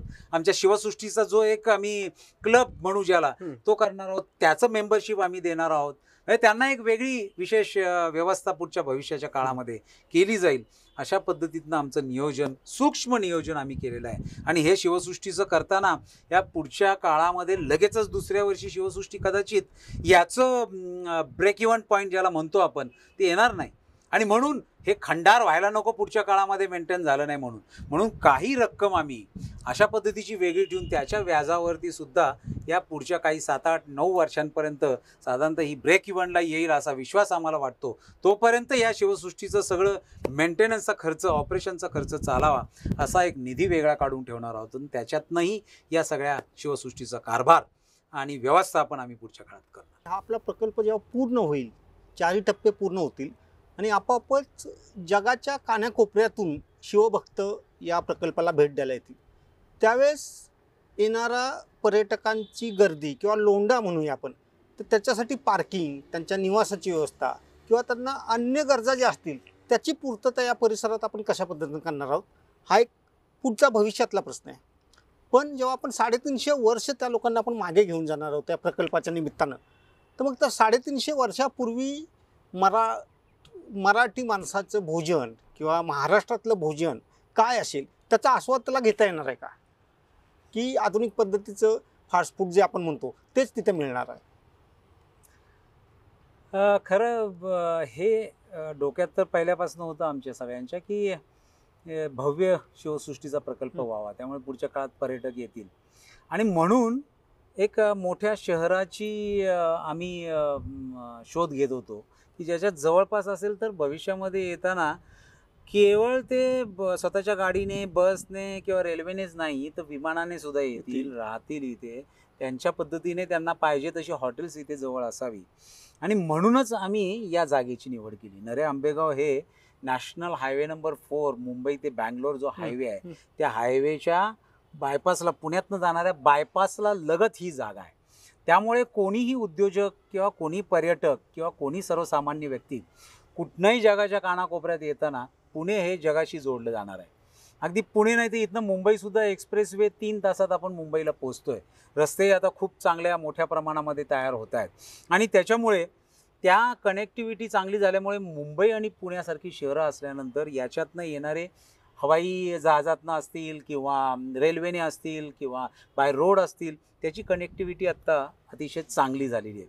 आता तर इथून पुढे म्हणजे ज्या वेळेला मंत्री रोडचे जे केंद्रीय मंत्री जे आहेत नितीन गडकरी, तर त्यांनी तर अनेक वेळेला सांगितलं की भविष्यामध्ये या अशा पद्धतीने सगळी पर्यटन स्थळं जोडण्याकरता आणि तीर्थस्थळं जोडण्याकरता त्यांनी कामही सुरू केलेलं आहे मोठं. राज्याचं सुद्धा धोरण साधारणतः त्याच पद्धतीने आहे. त्यामुळे राज्याने इथले अष्टविनायक जे आहेत तेही सगळे जोडण्याची संदर्भामध्ये मोठ्या प्रमाणामध्ये आत्ताचे मागचे देवेंद्रजी असतील, आत्ता उद्धवजी असतील किंवा अजितदादा असतील, यांनी खूप मोठ्या प्रमाणामध्ये तिथे निधी द्यायचं कबूल केलेलं आहे आणि ते देतातही, प्रयत्नही करतायत तसं त्या पद्धतीने येणारं. त्यामुळे कनेक्टिव्हिटी हा प्रश्न आत्ता या शिवसृष्टीच्या संदर्भात असणार नाही. पुणे हे तसा विचार केला तर महाराष्ट्राची सांस्कृतिक राजधानी, इथे इतकं छान बालेवाडीला स्टेडियम आहे, त्यामुळे स्पोर्ट्स सिटी होऊ शकते. इतक्या शैक्षणिक संस्था इथे आहेत, त्यामुळे शैक्षणिक एज्युकेशन हब आहेच आहे. इथे इंडस्ट्री इतकी मोठ्या प्रमाणात आहे, त्यामुळे इथे इंडस्ट्रीयल हब आहे. आय टीचं हिंजेवाडीला इतकं मोठं सेंटर झालं आहे, त्यामुळे आय टी हब म्हणून सुद्धा पुण्याचा नावलौकिक आहे. आणि याचं भौगोलिकदृष्ट्या स्थान मुंबई, जी आपल्या देशाची आर्थिक राजधानी, तिच्यापासनं अगदी 3 तासांच्या अंतरावरती जोडलं गेलेलं आहे. भविष्यात तेही अंतर कमी होईल. त्यामुळे इथं येणाऱ्या लोकांची व्यवस्था आणि कनेक्टिव्हिटी ही अतिशय चांगली होईल, या बाबतीत काहीही शंका असूच शकत नाही. त्यातलं कारण असं आहे की हा इथला समोरचा जो रोड आहे, तो हायवे, तो आपल्याला बँगलोरला जाणारा त्या कात्रजच्या घाटातनं बोगद्यातनं जातो. त्यामुळे नवले पुलापासून कात्रजपर्यंतचा रस्ता दुर्लक्षित राहिलेला होता. तर आम्ही नितीनजींना विनंती केली, ते या शिवसृष्टीच्या भेटीलाही आले आणि विनंती केली आणि सांगितलं की नितीनजी, हा जर रस्ता तुमच्या नॅशनल हायवेच्या माध्यमातून निधी होऊन जर मोठा भव्य दिव्य केला, तर 6 पदरी जर केला, तर त्याला या भविष्यामध्ये येणाऱ्या लोकांची सोय होणार आहे. तातडीने त्यांच्या स्वभावानुसार त्यांनी लगेच ताबडतोब त्यांच्या खात्याला निर्देश दिले आणि त्यात त्यांनी 2 सुधारणा अशा केल्या की 6 पदरी नाही, तर मी तुम्हाला 6 पदरी व्यतिरिक्त 2-2 पदरांचे सर्व्हिस रोड्स देतो. आणि त्याबरोबर ती इथल्या रिटेनिंग वॉल ज्या बांधायच्या आहेत, तर त्या भिंतींना आपण, मी असं सांगतो आमच्या अधिकाऱ्यांना, की तिथे सुद्धा जवळ जसा माणूस येईल त्याला भास व्हावा की आपण शिवकाळाच्या जवळ येतो, शिवसृष्टी इथनं लागतीये, जवळ दिसतीये, तसा भास व्हावा म्हणून या सगळ्या रिटेनिंग वॉलला स्टॅम्प कॉन्क्रीटने, या कमानी, बुरुज अशा पद्धतीने आम्ही आमच्या अधिकाऱ्यांना सूचना देतो आणि त्या पद्धतीचं काम त्यांनी चालू केलेलं आहे. PMRD इथली जी आहे, त्या PMRDने सुद्धा आम्हाला या शिवसृष्टीच्या पेरिफेरीचं पूर्ण रस्त्याचं काम कॉन्क्रिटीकरण आम्हाला करून दिलेलं आहे. त्यामुळे त्याची व्यवस्थाही भविष्यातल्या काळामध्ये नक्कीच चांगली राहील, या बाबतीत काही दुमत. राहण्यासाठी इथे हॉटेल्स, आता हे सगळं पुणे इतकं महत्त्वाचं सेंटर होणार आहे. त्यामुळे आणि इथली हवा, पाणी, सुरक्षा व्यवस्था, देशाचा विचार केला तर खूप चांगली समृद्ध अशी ही सगळी व्यवस्था आणि सेवा पुण्यामध्ये आहे. मेट्रो येते पुण्यामध्ये. त्यामुळे येणाऱ्या लोकांना इथे राहण्याचाही विचार करताना अडचण येणार नाही. भविष्यामध्ये ज्यावेळेला शिवसृष्टी भरभरून पर्यटकांनी आणि शिवभक्तांनी व्हायला लागेल, आसपासच लोक इथे हॉटेल नक्की चांगली उभारतील, असाही सोय होईल. आम्ही आमच्यापुरता विचार असा केलेला आहे की जगामध्ये इथून पुढच्या काळामध्ये जर छत्रपती शिवाजी महाराजांच्या जीवनचरित्रावरती कोणाला संशोधन करायचं असेल, परदेशी विद्यार्थी आहे, त्यांना संशोधन करायचं आहे, त्यांना अभ्यास करायचं, PhD करायची आहे, तर त्यांना या जगामध्ये छत्रपती शिवाजी महाराजांच्या जीवनचरित्रावरचं जे काही वाङ्मय, मग ते डिजिटल स्वरूपातलं असो, प्रिंट मीडियातलं असो, इलेक्ट्रॉनिक मीडियातलं असो, या सगळ्या पद्धतीचं वाङ्मय जे जे काही उपलब्ध आहे हे आमच्या इथल्या समृद्ध अशा लायब्ररीमध्ये आम्ही उपलब्ध करून देणार आहोत. आणि त्यांना येणाऱ्या लोकांसाठी काही मर्यादित स्वरूपाची इथे राहण्याची व्यवस्थासुद्धा आम्ही इथे करतो आहे. आमची लोकं जी इथे काम करणारी आहेत त्यातल्या काही मंडळींना आम्ही इथे राहण्याची व्यवस्था पुढच्या भविष्याच्या काळात करणार. आत्ता बाबासाहेबांनी अशी इच्छा प्रगट केलेली की मी इथे शिवसृष्टी झाल्यानंतर इथे राहायला येणार. त्यांच्यासुद्धा राहण्याकरता एक छान असा प्रशस्त स्वीट आम्ही उभा केलेला आहे. आमच्या बाहेरच्या परदेशी पाहुण्यांना आले समजा ते इथेच राहायचं, त्यांच्यासाठी 2 वेगळे स्वीट आम्ही आत्ता इथे उभे केलेले. त्यामुळे त्या दृष्टीने भविष्यामध्ये फार मोठी अडचण इथे नक्कीच होणार नाही. ती व्यवस्था करण्यामध्ये शिवसृष्टीचा जेवढा सहभाग असेल तसाच ती इथे पुणे महानगरपालिका आहे, PMRD आहे, राज्य शासन आहे, केंद्र शासन आहे, हे सगळेजण याच्यासाठी पुढे येतील असं आम्हाला विश्वास वाटतो. खानपानाचं काय? इथे खानपानाची आता आपण जसं मी म्हटलं की येताना पाऊल ठेवल्यावरती काही क्षणातच इथे शिवकाळात नेणार. नुसतं शिवकाळात नेणार नाही तर त्याच पद्धतीचं खानपान सुद्धा आम्ही इथे करतोय. कोकण कॅफे, कोकणातले चविष्ट पदार्थ जे आहेत ते सगळे आपण त्या कोकण कॅफेमध्ये असणार. केवळ कोकणातलेच नाही तर त्या स्वराज्यामध्ये त्यावेळेला चुलीवरची भाकरी, ठेचा, वांग्याचं भरीत, मटकीची हुसळ इथपासून तर ते त्यावेळेचे जे जे काही पदार्थ होते ते सगळे पदार्थ जसे तसे, फक्त त्याच पद्धतीचे पदार्थ या शिवसृष्टीमध्ये वेगवेगळ्या कॅफेजमध्ये, रेस्टॉरंटमध्ये मिळतील अशी व्यवस्था आम्ही त्यावेळेला केली आहे. आल्यानंतर केवळ खाण्याचंच नाही तर शिवकाळातली रायगडवरची राजसभा जी आहे ती त्या स्केलवरती नाही करता येणार आम्हाला, पण त्याचं प्रातिनिधिक स्वरूप म्हणून काही मॉडेल अशा पद्धतीची इथे एक छोटी बाजारपेठ आम्ही उभी करतोय. आणि ती बाजारपेठ त्याच्यामध्ये शिवकाळातलेच काही पदार्थ जे विकायला ठेवले जातील, त्या काळात काय मिळत असे, त्या बाजारपेठेमध्ये कशासाठी लोक जात असे, काय उपलब्ध होतं तिथं, धान्यांपासनं कपड्यांपर्यंत, दागिन्यांपर्यंत आणि मटक्यांपासनं वेगवेगळ्या शस्त्रांपर्यंत जी व्यवस्था तिथे असे त्या पद्धतीची व्यवस्था तिथे आपण त्या बाजारपेठेमध्ये ठेवणार आहोत. सोव्हेनियर्स ठेवणार आहोत जे लोक जाताना इथनं आपली एक खास आठवण म्हणून ते घेऊन जाऊ शकतील अशी व्यवस्था भविष्यामध्ये आम्ही इथे शिवसृष्टीत करणार आहोत. एवढंच नाही तर आल्यानंतर इथे डोलीत बसायचं आहे, डोलीची व्यवस्था आहे, घोडसवारी करायची आहे, घोडसवारी इथे आहे, हत्ती तर होणार नाही कदाचित पण उंट असेल तो उंटाची सवारी इथे करता येईल. अशा पद्धतीच्या व्यवस्था सुद्धा आपण इथे त्या काळामध्ये ठेवणार आहोत. महाराष्ट्रात शिवाजी महाराजांना मानणारे अनेक नेते आहेत, अनेक संघटना आहेत आणि प्रत्येकाने शिवाजी महाराजांना आपापल्या पद्धतीनं मांडलेलं आहे, आपापल्या पद्धतीनं आदर्श म्हणून त्यांना पुढे मांडलेलं आहे. या सगळ्या विविध संघटना असतील, संस्था असतील किंवा शिवप्रेमी असतील महाराष्ट्रातले, या सगळ्यांची एकत्रित ताकद शिवसृष्टीच्या पाठीमागे उभं करण्यासाठी किंवा शिवसृष्टीला त्यांना जोडून घेण्यासाठी आपण काय प्रयत्न करतोय?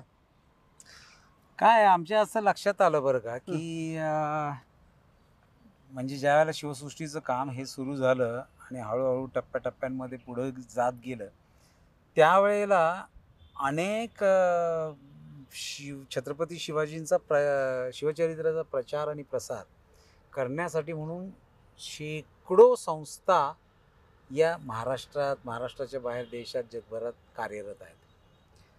तर त्यातल्या काही मंडळींनी आम्हाला स्वतःहून कॉन्टॅक्ट केला, आम्हाला यायचं आहे, बघायचं आहे ही शिवसृष्टी कशी चालली आहे काय. आणि तुम्ही करताय असं समजलंय आम्हाला, तर आम्हाला तुमच्या बरोबरती यायचंय.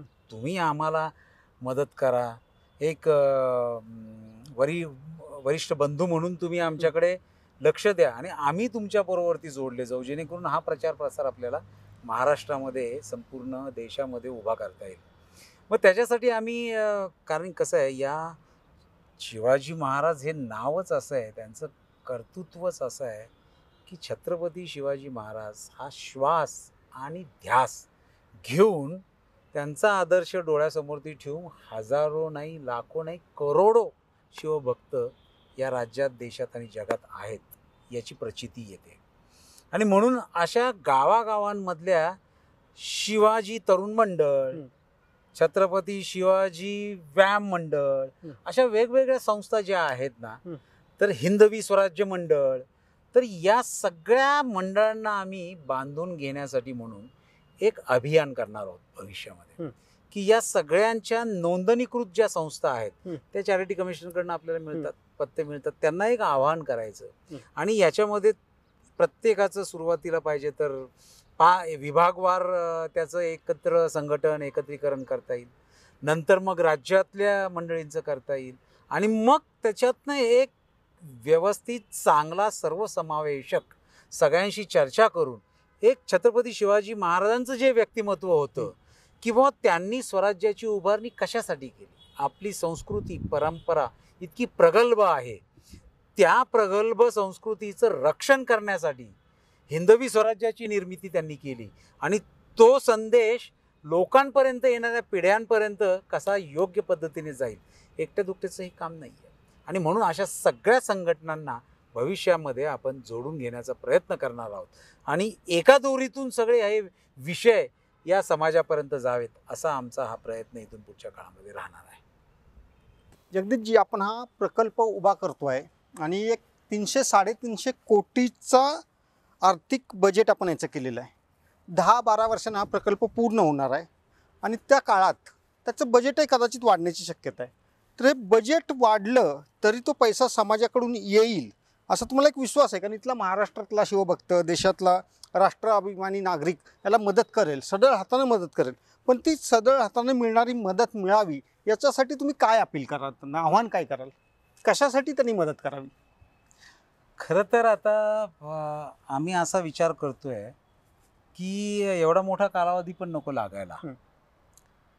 पहिलं चरण, या 4 टप्प्यांमधलं पहिलं चरण आणि त्याचं लोकार्पण बाबासाहेब पुरंदरेंची जन्मशताब्दीची ही सुरुवात झाल्यानंतर वर्ष ते, आणि त्याबरोबर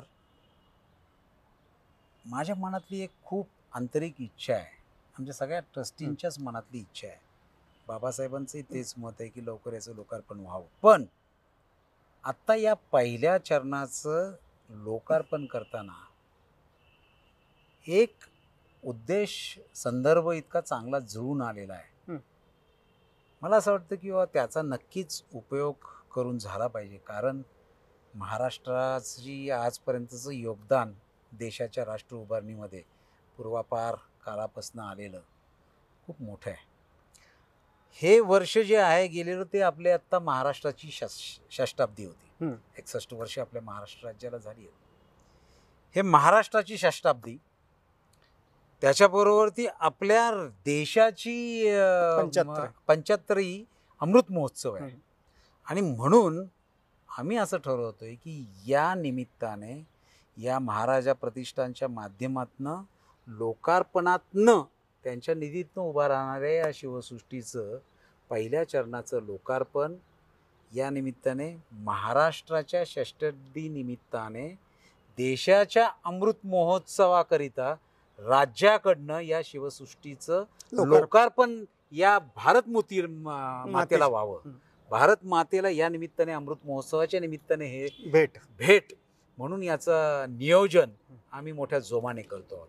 आणि मला विश्वास आहे की या निमित्ताने आत्ता खूप मोठ्या प्रमाणामध्ये, कारण की विषयच असा आहे, छत्रपती शिवाजी महाराज लोकांपर्यंत पोहोचण्याची फक्त गरज आहे. तर अनेक जणांना मनातून इच्छा असते की आपण काहीतरी द्यावं, पण तिथे जायचं, पुण्यात जायचं, शिवसृष्टीच्या कार्यालयात जायचं किंवा लांब यायचं, तिथं ती पावती फाडायची.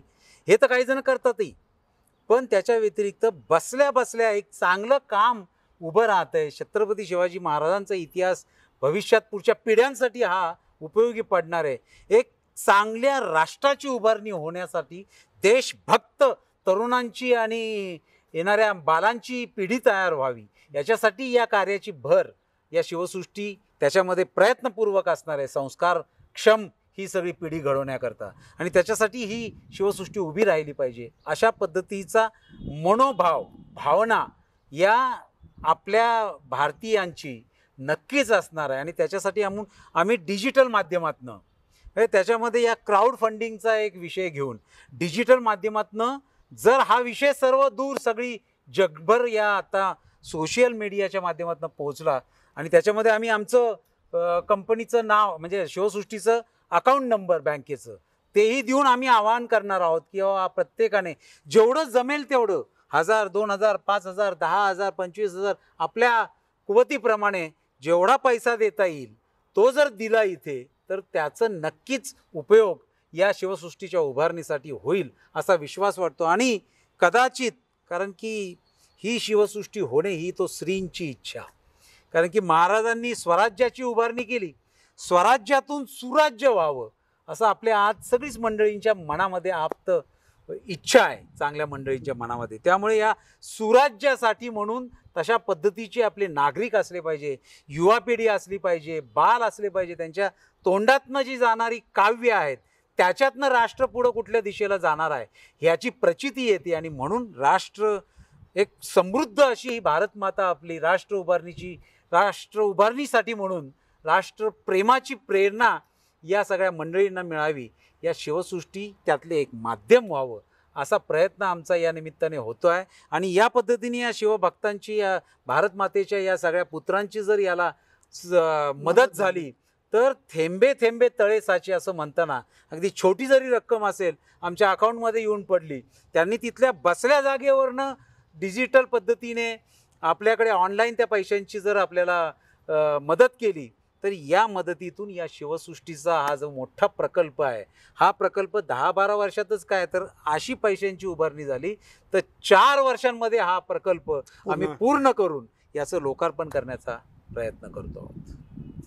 जगदीशजी, आपण संवाद करतोय मगापासून तास 2 तास या भव्य दिव्य शिवसृष्टीतून इथे येणारा भारतीय नागरिक असेल, परदेशी नागरिक असेल किंवा महाराष्ट्रातल्या एका जिल्ह्यातला कोणतरी एक सामान्य नागरिक असेल, याला याच्यातून काय संदेश मिळेल आणि त्याच्या भविष्यातल्या जीवनात किंवा भविष्यात त्या संदेशाचा काय परिणाम होईल, जे आपण उभारण्याचा जो त्याचा आत्मा काय आहे तर तो संदेश असेल, त्याचा मानवी जीवनावर किंवा त्या व्यक्तीवर काय परिणाम होईल?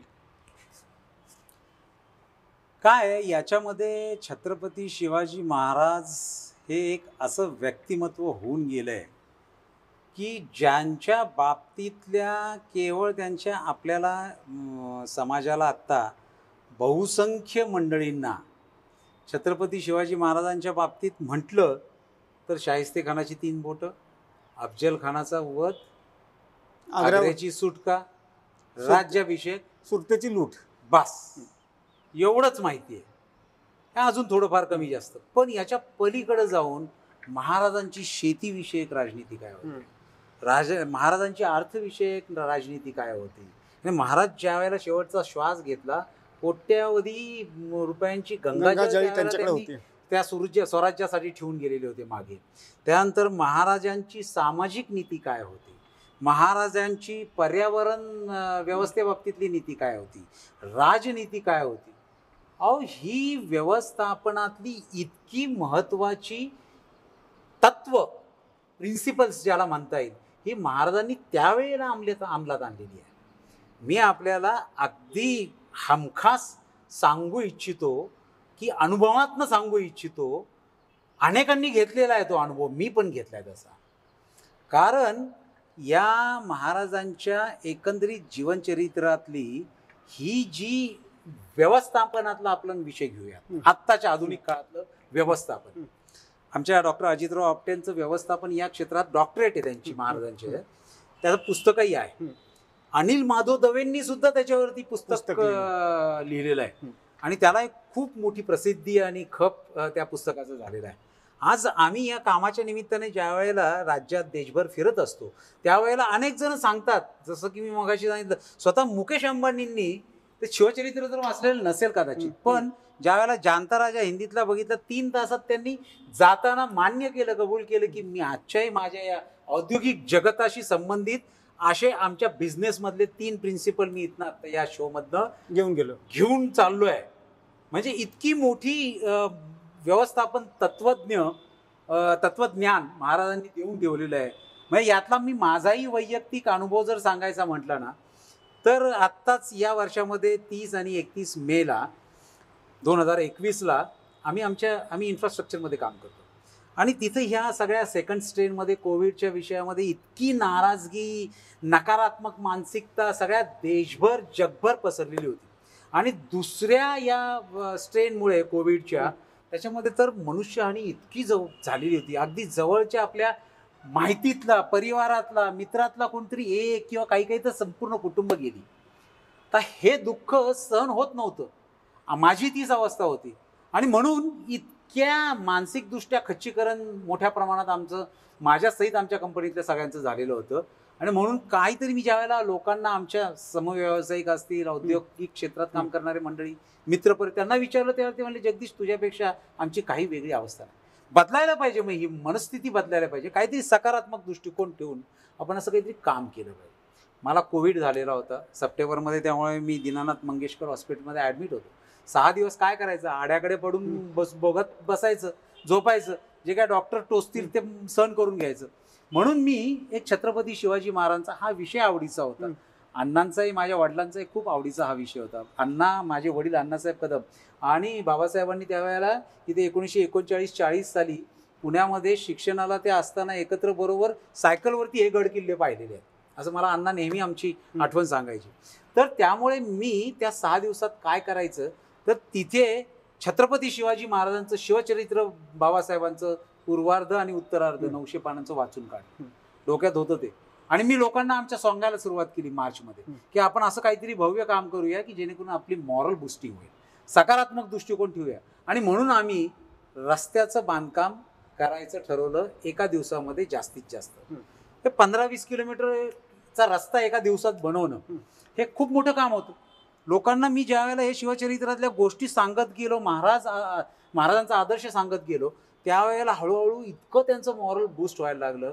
एक दिवस तर त्यांनी मला विचारलं की सर आपल्याला वर्ल्ड रेकॉर्ड किती किलोमीटरचं आहे एका दिवसातलं. मी सांगितलं 25.54 किलोमीटरचं एका दिवसातलं आहे, अवघड आहे. तर त्यांनी सांगितलं नाही, मग आपल्याला करायचं तर वर्ल्ड रेकॉर्डच ब्रेक करायचं.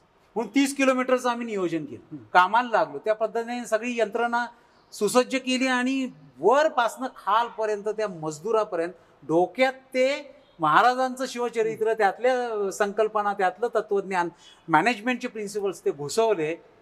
आमच्या मंडळींनी 24 तासांमध्ये 39.70 किलोमीटरचं काम, रस्त्याचं काम पूर्ण केलं, एक विश्वविक्रम केला. म्हणजे हे कशामुळे झालं, कारण मी त्यांना जोडलं. महाराज युद्धभूमीवरती, रणांगणावरती लढलेत, त्यावेळेला शस्त्र त्यांची तलवार, भाले, बंदुका, नंतर तोफा अशा होत्या. आपलंही ही एक युद्धभूमी आहे 40 किलोमीटरची. याच्यावरती आपण आपली शस्त्र काय आहेत, तर हॉटमिक्स प्लांट आहेत, सेन्सॉरचे पेवर आहेत, रोलर आहेत, या हायवा गाड्या आहेत, ही शस्त्र आहेत. आणि माझ्यासहित आपण सगळेजण महाराजांचे मावळे आहोत. हे जोडत गेल्यानंतर सर्वसामान्य मंडळींनी सुद्धा इतकं अद्भुत काम करून दाखवल्याचा अनुभव अगदी 4 महिन्यांपूर्वीचा आहे. त्यामुळे आणि अशा अनेक उदाहरणं, हे माझ्या बाबतीत घडलं म्हणून मी आपल्याला सांगितलं, असे अनेक उदाहरणं आम्ही बघतोय. दिल्लीमध्ये ज्या वेळेला आम्ही गेलो तर या जानता राजाची लाल किल्ल्यावरती मालिका केली. त्यावेळेला काही राजनैतिक मंडळींची सुद्धा भेट आमची झाली. इस्रायलचे एक ॲम्बॅसिडर आणि त्यांच्याबरोबरची काही मंडळी.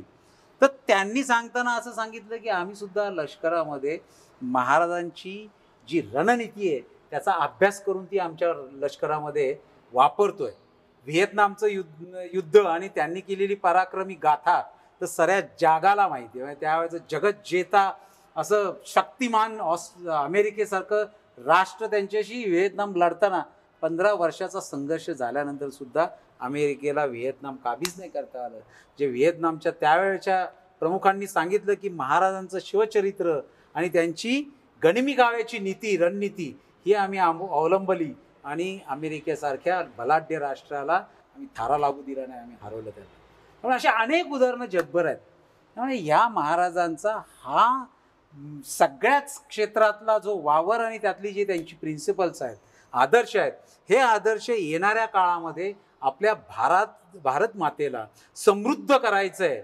राष्ट्रप्रेम या तरुणांमध्ये बालांमध्ये जर आपल्याला डोक्यामध्ये घुसवायचं असेल तर मला असं वाटतं की जसं रामायण महाभारत आहे, अशी बाकीचेही ग्रंथ आहेत, तशाच पद्धतीने हे शिवचरित्र हे या आध्यात्मिक व्यासपीठावरनं जर लोकांपर्यंत पोचवलं तर हीच मंडळी आपली येणाऱ्या पुढच्या पिढ्या आपल्या या भारताला समृद्ध भारत, समृद्ध देश म्हणून या जगामध्ये प्रत्येकजण नाव घेईल.